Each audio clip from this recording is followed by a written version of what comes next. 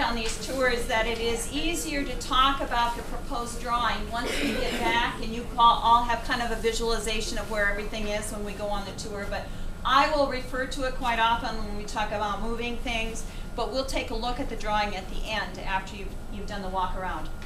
This is our art room, obviously, and this is the first program that is negatively impacted by this building and this particular room. Our art program is highly popular. We have this room packed, and she could have more kids, but we just don't have spaces for them in order for them to take all the art classes that they want. Plus, the fine art elective is required now in high school. So at some point, a student does have to take a credit of fine arts, whether that be vocal or instrumental or visual or whatever. Lots of issues in this room. First of all, this is a good example of poor lighting in here. The lighting in here is antiquated. It's not good for doing visual arts, for doing artistic work in here. Second of all, you can see there's storage issue. This room was built in 1965 to be a home economics room. And so the cupboards are made for those kinds of things, not for large pieces of artwork, paint, all of those things. In addition, this is one of the rooms with poor air quality, and you could probably tell when you walked in. That machine is doing absolutely everything that it can, but it just can't keep up and suck this air out of here.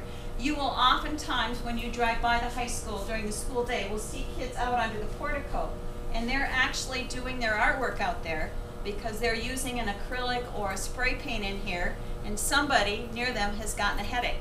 And so they go out there and do that work to try to finish the project. The sinks, when we talk about plugged up sinks, this is where it happens. These are just regular kitchen sinks. They aren't built, they're not industrial type of sinks, so they don't take the clay pieces, the heavy paint that goes down those drains. It just doesn't deal with them adequately. And so we are constantly in here with that long snake thing trying to unplug it. By far the worst problem in this room, though, is the kiln. This kiln is highly illegal. By law, you are supposed to have a kiln enclosed totally in a fire retardant area, or better yet, they recommend outside of the room altogether. Now, we do a couple things for compensating that. We never fire it during the school day. We only fire it at night. It goes to over 2,000 degrees, so it gets extremely hot, and so we only fire it at night.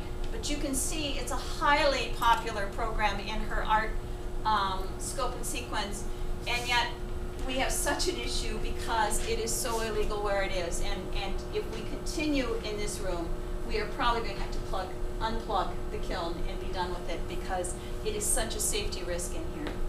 So this program is not working in this room. It's not large enough, it has poor lighting, it doesn't have good air circulation, it has an illegal kiln in it, and it has extremely poor storage.